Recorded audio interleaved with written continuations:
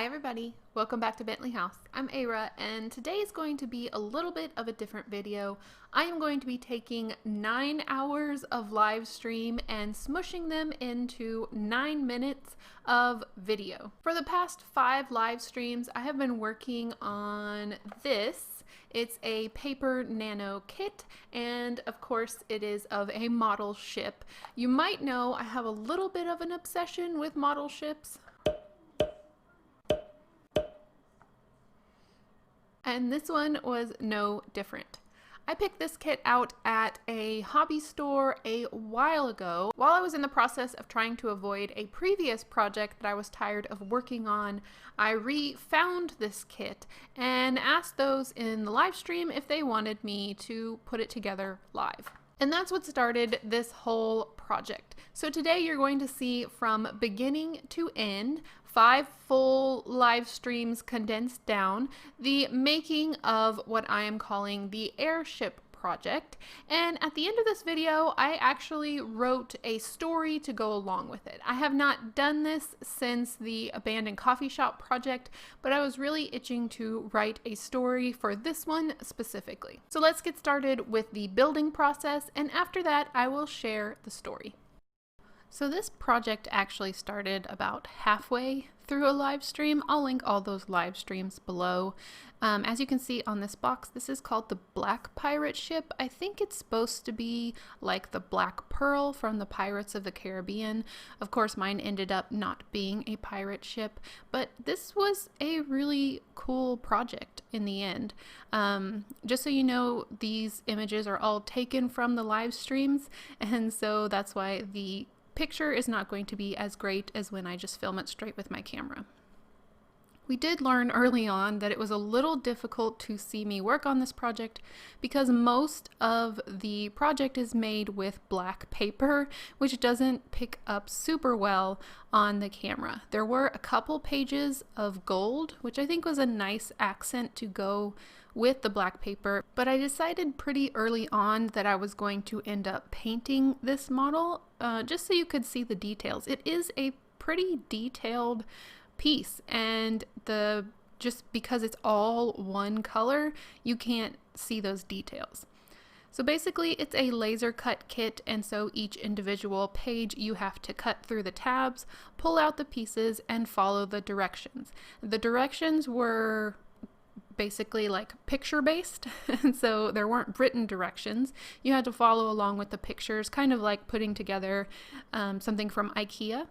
But all in all, I felt like it was pretty straightforward. I didn't have any moments of confusion. I knew exactly what I was supposed to do. They were very clear on where to put glue, where to fold things so that they went together correctly. And so if you are interested in a small project with little tiny details, yeah, I would suggest this kit. This is the only one I've done from Paper Nano, so I can't and I'm not sponsored or anything. I picked this up, paid for this with my own money, and I was pretty happy with the result. I did find that Paper Nano has another ship that I might pick up in the future. I think it's a little bit, well, it's not as detailed as this one, but could be fun to add that ship in with this one if they end up being the same scale. I'm not even quite sure what scale this is. I don't think it says on the box. It's just whatever scale it ended up being. But you can see from the video it's pretty detailed, and they did have the gold pieces. This gold piece that I'm pointing to here is actually the captain's quarters. And some of these things I did during the live stream, some I did after the live stream, but I always tried to explain what I would be doing off camera. And then when I started the live stream again, like in a new live stream, I would say what I completed while the cameras were off. One of those things I did off camera was creating these masts. They were long, tall pieces of paper that needed to be folded really delicately, something that's kind of hard to see on camera, so I did that off screen. I'm adding paint at this point, and I started off with a very thin coat of acrylic. Because this entire thing is made of paper, I had to be very careful that I didn't put on too much paint too quickly. This would cause the paper to warp and all of that work kind of be for nothing. So I'm dry brushing, and this works out really well that I want an older looking ship because I'm okay if some of that black paper shows through. It kind of made a nice base coat, even though it's not really a base coat of paint. It's just a base color for me to paint on top of. Now using a lighter color to hit some of those highlights. I'm also hitting some of the folds, and so it is bringing out the fact that this is a folded piece of paper construction, but I'm also kind of okay with that too. I think it just makes the piece really interesting.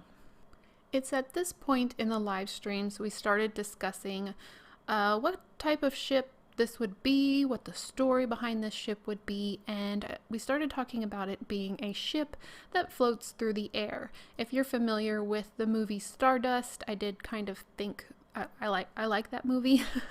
And so I was thinking through that with a ship that floats through the sky, and it would be a bit camouflaged on the bottom. So we started adding some whites and blues to create a cloudy effect on the bottom of the ship. So when you look up, it would be kind of camouflaged within the clouds. After the initial base coat over the entire ship was done, I felt safe in adding the gold details. These were going to be aged as well, but I wanted to add some patina, like some blues and greens, just to make it look like these are actual metal pieces, but they've been aged over time from the air and the water and the rain hitting the ship. So here you can see a little bit of the patina on the side. Again, this is from the live stream, so if I seem off center, it's because I'm hiding my little face box up there in the corner. This here is the final live stream of actually working on the ship body itself. The kit comes with sails that are cut from paper. I decided I wanted to add some thin strips of muslin on top of the paper to give it a more realistic look. And so I did that before I even started the live stream, and then I cut them out and started applying them according to the directions. This ended up working out pretty well. There are a couple sails where you can definitely tell that only one side has fabric and the other side the paper is visible, but for the most part I'm pretty happy with how it turned out. I should have aged the sails before I put them on the ship, but I end up doing that later on.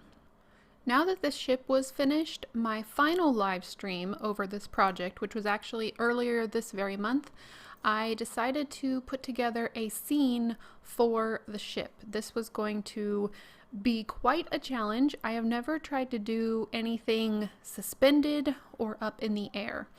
I started this live stream without really having a plan. I had a couple ideas, but it was fun to go back and forth with the comment section and we all kind of figured it out together. I added this post and I made sure to make sure it was secure so that the ship wouldn't fall. And then I glued the ship onto the end of the stick, kind of at an angle. I didn't want it to be too obvious that there was a stick holding the ship up, and so this was kind of the beginning. Then I took the cardboard base and the stick and painted both of them white because I knew I wanted to surround these with clouds. I had two options for creating the clouds. One of them was cotton swabs that I had pulled apart, and another one is a material called polyfill, and it's kind of the stuff you purchase to stuff into pillows. And I used them together, and I think the polyfill better dispersed the light. We decided actually in the live stream I really wasn't planning on using lights at all, but it was suggested during the live stream and I thought it was an amazing idea. I found these fairy lights that I had previously purchased in my closet, and we just started gluing them down to the cardboard and then putting the cotton swabs on top of that. The cotton swabs blocked out the color of the wire, and then the polyfill on top of the cotton swabs ended up diffusing the light, so we got a really pretty result from that. Without both of these working together, I'm not quite sure we would have gotten the same result. So if you do try a sky scene at some point, this might be something you want to try out. We also talked about maybe coloring the clouds, and so I got some chalk pastel, used it on the cotton swabs and also on the polyfill, but in the end I decided I just liked the look of the fluffy clouds, and then of course when it's lit up it has the warmth of the lights from below. I added the polyfill of course on the cardboard below and then up the stick and right underneath the ship. So it does look like a cloud is kind of lifting the ship. And then I also added some to the back of the sails. So it does look like the ship is kind of trailing some clouds along with its movement. And that was about the end of working on this project in the live streams. There were a few more things that I wanted to do, so I'm going to show that to you now. This is not during a live stream, so this is the first time anyone's seen this footage. I went back and fluffed some of the clouds up. I did realize when I was working on it, some of them got a little bit smashed. And like I said, I wanted to age the sails a little bit. This is supposed to be a very old ship, and so I wanted the sails not to look so nice, crisp, and new. I do feel like I went a little heavy-handed with the brown paint, so I tried to fix it with some water, some like watered down paint. In the end, I think it turned out okay, but I do have some warping issues, so this is why I suggest, sorry, my dog is just complaining in the background that I am not paying attention to her, so sorry if you can hear that. The use of the watered down paint did cause some warping here, like you can see on the front sails, and then they do pull a little bit away from the paper, and so I do have to go back with some glue and fix those points. So again, if you do try this, I would definitely age them before you attach them to the ship. I did want to add something in the sky besides the ship, and I thought the easiest thing to add would be some little birds. Now, because of the scale, these would have to be so tiny, so that's what you see here. I folded over a piece of black cardstock, and then I cut a little triangle into the cardstock, and when it unfolds, it has a bird wing shape. And so then I'm just going to basically glue them on top of the polyfill, and it will look like birds kind of gliding through the clouds. I think I end up making about 7 of these, and I think they're just a really subtle touch that gives a little bit more realism. I did realize that I had forgot to finish the ship somehow, and so luckily I thought I had thrown the extra papers away, but I didn't. There's these little spires that need to go on top of each mast, and I'm just going to leave these a plain black. I'm not going to try and match my previous paint color. I'm just going to glue those on, and the ship is actually now complete. I didn't realize it wasn't. And then I looked at the gold paper and realized I still hadn't added the anchors that goes on either side of the ship. I think as an airship, you probably would still need some anchors. And yeah, I think that's it. Oh, and there was this bell, which I would love to know if you think I should add the bell, but listen to the story first and then let me know what you think. I did have a suggestion to add some clouds inside the dome, just to give a little bit more interest, to make the ship look like it's surrounded by clouds. So I did try this out. I used some polyfill. I added just the tiniest bit of glue. The polyfill is not very heavy, so it shouldn't take that much glue for this to work, and then added it to the inside of the dome. I did this only on one side because it turns out I don't really like how that looks when the glue is glued to the dome. But if I have a very specific side I want to see the ship from, then I can use the clouds as a background, and I actually do really like how this ends up looking. I will show you some more finalized pictures during the story, but Honestly, I really like how this turned out, and for my first sky vignette, I think it was pretty good. So that's it for the build for this project. I may end up putting a more official base underneath the entire construction and underneath the dome, just so that it has a little bit more support, but I will do that sometime in the future. I know not everyone is a big fan of live streams, and so that's why I decided that whenever I get a project done on live stream, I'll kind of condense it down in this like conclusion type video, so those of you that aren't interested in watching me create live can still get the experience of the project in a shorter format video. If you are new to my channel and you're interested in joining me in the live streams, I do those most of the time the second Friday of each month. I am going to be going back to the original project I was trying to avoid, which is building a dollhouse called the Fairfield from scratch. So make sure to join me on those if you're interested in that. Now it's time for the story. I just wanted to give you a quick warning. While I do feel like the following story is mostly uplifting, I do know that we're going through a hard time in the entire world. This story does contain themes of life and death, so if you think that might be something that would be hard for you to listen to right now, I just wanted to give you that quick warning. With all that being said, I am actually going to sign off now and leave you with the story. Bye. Once upon a time, in a land far away, there was a boy born to the captain of the sea loft. The captain was known for being a very good man. He cared for his crew, and his crew in turn cared for his son as they worked the long days at sea. As the boy grew, many noticed his gift for drawing and sculpting. The crew would often save bits of driftwood for the boy and hand him a blade to whittle in the corner. The boy sculpted wood creations and drew with bits of charcoal almost daily. All of these eventually became gifts for his sea loft family and ultimately resulted in the creation of a makeshift art gallery within the hull. One day, a crew member came to the boy, letting him know that his father was very sick. The boy ran to his father's quarters and knelt at his side. "I will get you a doctor, father. Just hold on," he said through tear-stained eyes. As soon as the sea loft pulled into the next port, a small figure could be seen jumping from the deck onto the pier. The boy ran as fast as he could, asking for directions to a doctor that could treat his father. The boy was directed to a small shop in the middle of the seaside town. The door was shut tight, but the boy pounded his fists as hard as he could, trying to get the attention of anyone inside. But no one came.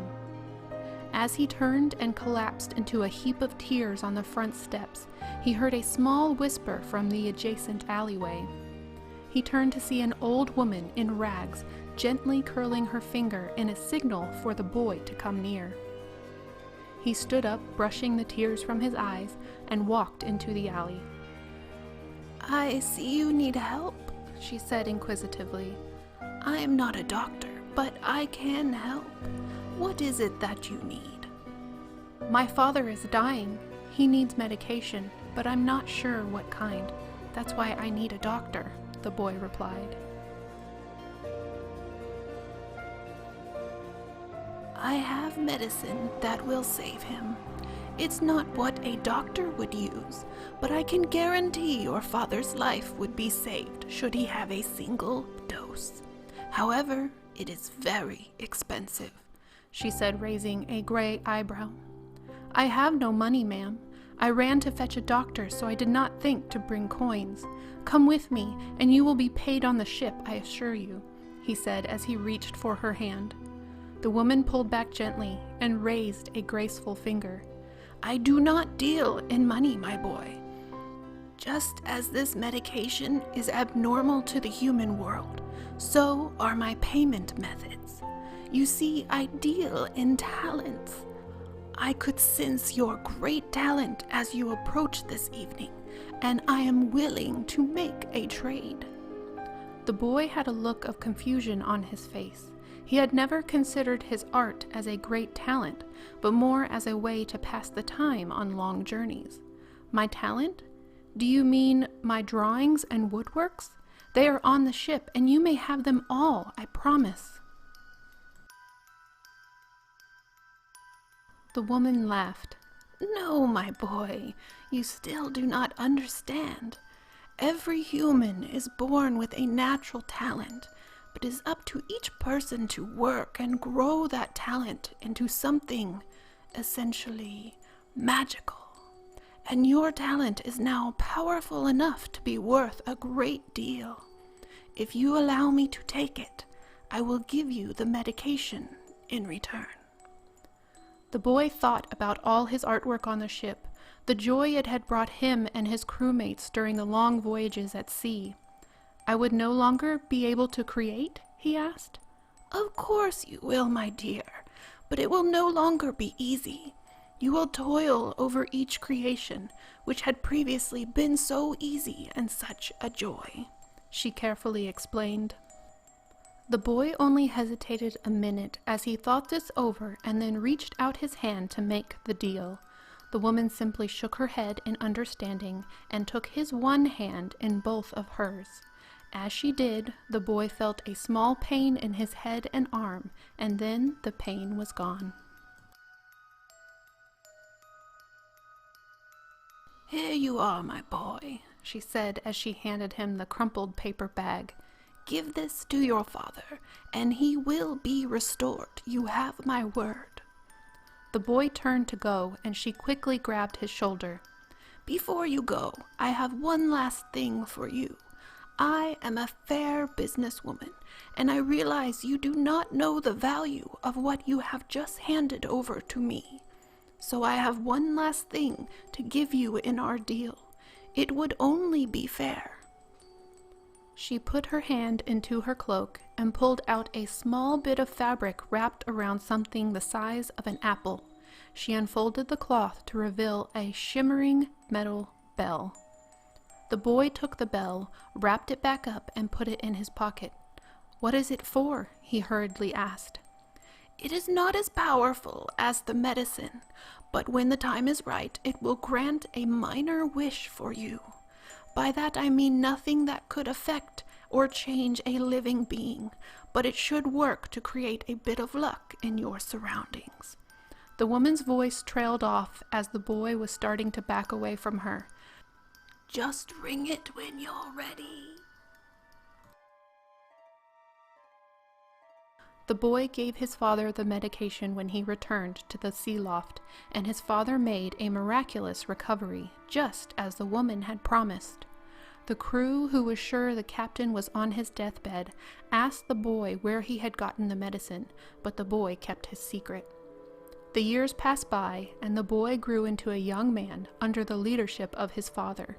He took over many of the duties on the sea loft and occasionally took over as captain to test his skills as a future leader.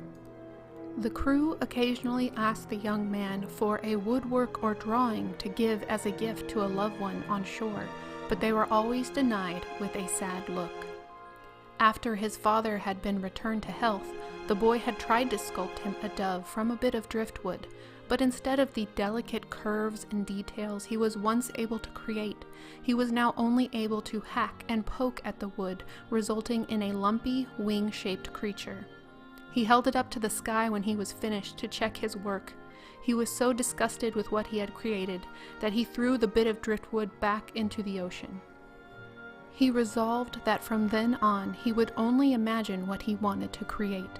He would look into the clouds and imagine the shapes that he could no longer form with his own hands. The years passed by, and the young man officially took over the helm of the sea loft, and his father took to his deathbed as an old man who had lived a long life. As he finally passed with his son by his side, the new captain of the sea loft thought back to the day he had traded his talent for his father's life and smiled, for he knew it was all completely worth it. After they had sent his father off in a beautiful ceremony, the new captain's mind summoned the image of the tiny shimmering bell he had been given by the old woman. He tried to remember what she had said as he hurriedly walked away to save his father's life. "A minor wish," she had said. He held the bell close to his chest and once again looked into the sky. The clouds had become his mind's refuge any time he felt the urge to create. "Just ring it when you're ready," she had said. The new captain hung the bell off the wheel of the sea loft and rang it gently as he made his wish. Suddenly there was a lurch in the vessel, not side to side as they were used to, but in an upwards direction. The captain ran to the side rail to see the sea loft being lifted away from its watery home. The men began to gather behind the captain, completely silent. They watched in astonishment as they rose into the clouds. Soon the captain turned quietly from the railing, his boots clicking against the deck as he walked to the helm. He grabbed the wheel and looked down at his men. "A new chapter calls for a new name. We are now the crew of the Skyloft, and we are off to shape the clouds. I hope you will join me." As the legend goes, every single crew member pledged its allegiance to the Skyloft, and they continued their work. However, this time they moved through the silent skies instead of the treacherous waters. Every now and then, the captain would take the wheel, moving the Skyloft in graceful strokes that his hands would no longer make. Instead of his artwork being hidden beneath the deck of the ship, it was now sculpted in the clouds above for all to see. For years after all of these events took place, people claimed the familiar shape of a sculpted cloud was a sure sign that the Skyloft had crossed above.